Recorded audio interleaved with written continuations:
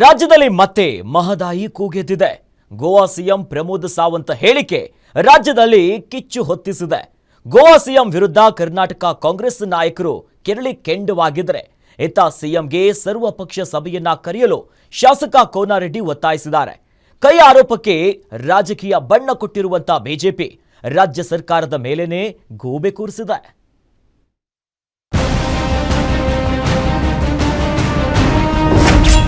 ಮಹದಾಯಿ ಯೋಜನೆಗೆ ಗೋವಾ ಮತ್ತೆ ಕೊಕ್ಕೆ. ಗೋವಾ ಸಿಎಂ ಹೇಳಿಕೆಯಿಂದ ಕೆರಳಿದ ಕರ್ನಾಟಕ. ಗೋವಾ ಪರ ಬಿಜೆಪಿ ವಕಾಲತ್ತು, ಕಾಂಗ್ರೆಸ್ ಕೆಂಡ. ಗೋವಾ ಸಿಎಂಗೆ ತಲೆ ಸರಿ ಇಲ್ಲ ಅಂತ ಡಿಕೆ ರಾಂಗ್. ಮಹದಾಯಿ ಜಲ ವಿವಾದ ಈಗ ಮತ್ತೆ ಕಿಡಿ ಹೊತ್ತಿಸಿದೆ. ನ್ಯಾಯಮಂಡಳಿ ಅಂತಿಮ ತೀರ್ಪು ನೀಡಿದೆ. ತೀರ್ಪು ಕೇಂದ್ರ ಸರ್ಕಾರದ ಗೆಜೆಟ್ನಲ್ಲಿ ಪ್ರಕಟವಾಗಿ ಹಲವು ದಿನಗಳು ಕಳೆದಿದೆ. ಕರ್ನಾಟಕವು ಕಳಸಾ ಬಂಡೂರಿ ಯೋಜನೆಗೆ 7.56 ಟಿಎಂಸಿ ಅಡಿ ನೀರನ್ನು ಮಲಪ್ರಭಾ ಕಣಿವೆಗೆ ತಿರುಗಿಸಿಕೊಳ್ಳಲು ತನ್ನ ಕೋರಿಕೆ ಸಲ್ಲಿಸಿತ್ತು. ಅದರಲ್ಲಿ 3.90 ಟಿಎಂಸಿ ಅಡಿ ನೀರನ್ನು ಕರ್ನಾಟಕದ ಪಾಲಿಗೆ ಹಂಚಿಕೆ ಮಾಡಿದೆ.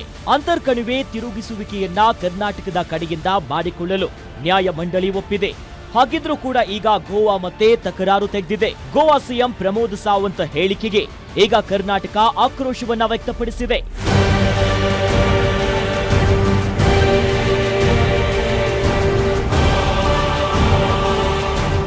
ಹೌದು, ಗೋವಾ ವಿಧಾನಸಭೆಯಲ್ಲಿ ಕೇಂದ್ರ ಸರ್ಕಾರ ಮಹದಾಯಿ ಯೋಜನೆಗೆ ಯಾವುದೇ ಕಾರಣಕ್ಕೂ ಅನುಮೋದನೆ ನೀಡೋದಿಲ್ಲ. ಕೇಂದ್ರ ಪರಿಸರ ಸಚಿವ ಭೂಪೇಂದ್ರ ಯಾದವ್ ತಮಗೆ ತಿಳಿಸಿದ್ದಾರೆ ಅಂತ ಗೋವಾ ಮುಖ್ಯಮಂತ್ರಿ ಹೇಳಿದ್ರು. ಇದೇ ಹೇಳಿಕೆ ಕರ್ನಾಟಕವನ್ನ ಕೆರಳುವಂತೆ ಮಾಡಿದೆ. ಗೋವಾ ಸಿಎಂಗೆ ತಿರುಗೇಟು ನೀಡಿರುವ ಡಿಸಿಎಂ ಡಿಕೆ ಶಿವಕುಮಾರ್ ಪ್ರಮೋದ್ ಸಾವಂತ್ಗೆ ತಲೆ ಸರಿ ಇಲ್ಲ ಅಂತ ತಿರುಗೇಟು ನೀಡಿದ್ದಾರೆ. ಗೋವಾ ಸಿಎಂ ಏನು ನಮ್ಮ ಮಹದಾಯಿ ವಿಚಾರದಲ್ಲಿ ಮಾತಾಡಿದ್ದಾರೆ, ಮೆಂಟಲ್ ಬ್ಯಾಲೆನ್ಸ್ ಕಳ್ಕೊಂಡಿದ್ದಾರೆ.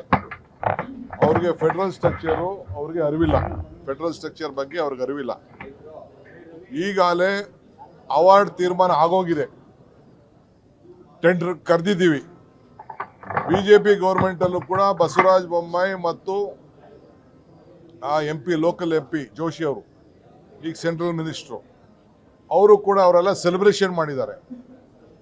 ಟೆಂಡರು ಕರೆದಾಗಿದೆ, ಕೆಲಸನೂ ಶುರು ಮಾಡಬೇಕು. ಇರುವವರೆಗೆ ನಾನು ಹೋರಾಟ, ನಾ ಬ್ಲಡ್ನಲ್ಲೇ ಬರೆದು ಕೊಡ್ತೇನೆ, ಬೇಕಾದ್ರೆ ಇದನ್ನು ಯೋಜನೆ ಜಾರಿ ಮಾಡ್ತೀವಿ ಅಂತ ಹೇಳಿದರು. ಏನೂ ಆಗಲಿಲ್ಲ. ಮುಂದೆ ಈ ವಾಕ್ ಸ್ಟಾರ್ಟ್ ಆಗಿಬಿಡ್ತು ಅಂತ ತಿಳ್ಕೊಂಡು ಹೇಳಿ ವಿಜಯೋತ್ಸವನ ಆಚರಣೆ ಮಾಡಿದರು.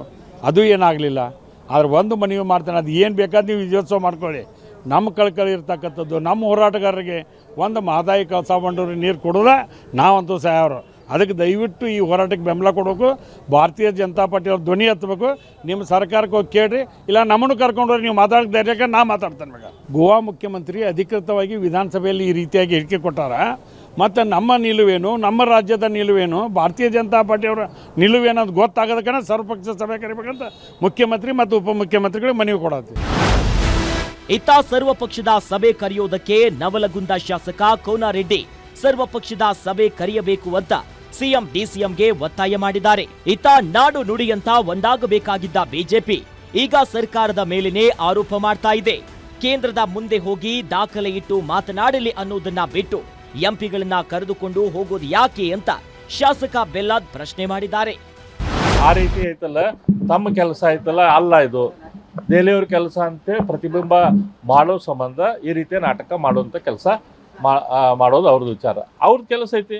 ಅಲ್ಲಿ ಹೋಗಿ ಪೇಪರ್ ಕೊಡಬೇಕಾಗಿದ್ದು, ಕಾನೂನಿನ ಪ್ರಕಾರ ಏನು ಕಾಗದ ಪತ್ರಗಳನ್ನ ಸಲ್ಲಿಸಿ ಅದಕ್ಕೇನು ಕ್ಲಿಯರೆನ್ಸ್ ತೆಗೆದುಕೊಳ್ಬೇಕಾಗಿದ್ದು ರಾಜ್ಯ ಸರ್ಕಾರದ ಕೆಲಸ. ಅಲ್ಲೇನು ದೆಹಲಿಗೆ ಹೋಗಿ ಏನು ಮಾಡೋದೈತಿ, ಜನರ ದಾರಿ ತಪ್ಪಿಸ್ಬೇಕು ಅನ್ನುವಂಥ ಕೆಲಸ ಅವ್ರಿಗೆ. ಜನರಿಗೆ ಐತಲ್ಲ, ತಾವು ಮಾಡಿದಂಥ ತಪ್ಪನ್ನು ಅದನ್ನು ಮುಚ್ಚಿ ಹಾಕುವಂಥ ಕೆಲಸ ಇವ್ರು ಮಾಡೋಕ್ಕೆ ಪ್ರಯತ್ನ ಮಾಡ್ತಿದ್ದಾರೆ. ಅತ್ತ ಕಾಂಗ್ರೆಸ್ ಎಲ್ಲ ಎಂಪಿಗಳ ಜೊತೆ ಕೇಂದ್ರದ ಬಳಿ ಹೋಗಿ ಮನವಿ ಮಾಡಲು ನಿರ್ಧಾರ ಮಾಡಿದೆ. ಆದರೆ ಬಿಜೆಪಿ ನಾಯಕರು ಸರ್ಕಾರದ ಮೇಲೇನೆ ಆರೋಪ ಮಾಡ್ತಿದ್ದಾರೆ. ಉತ್ತರ ಕರ್ನಾಟಕ ಭಾಗದ ಜನರ ಬಹು ವರ್ಷಗಳ ಬೇಡಿಕೆಯನ್ನ ಈಡೇರಿಸಲು ರಾಜಕೀಯ ನಾಯಕರ ಇಚ್ಛಾಶಕ್ತಿ ಕೊರತೆಯಿಂದ ಆ ಭಾಗದ ಜನರಿಗೆ ಗಾಯದ ಮೇಲೆ ಬರೆ ಎಳೆದಂತಾಗಿದೆ. Durgesh Naik, political bureau, guarantee news.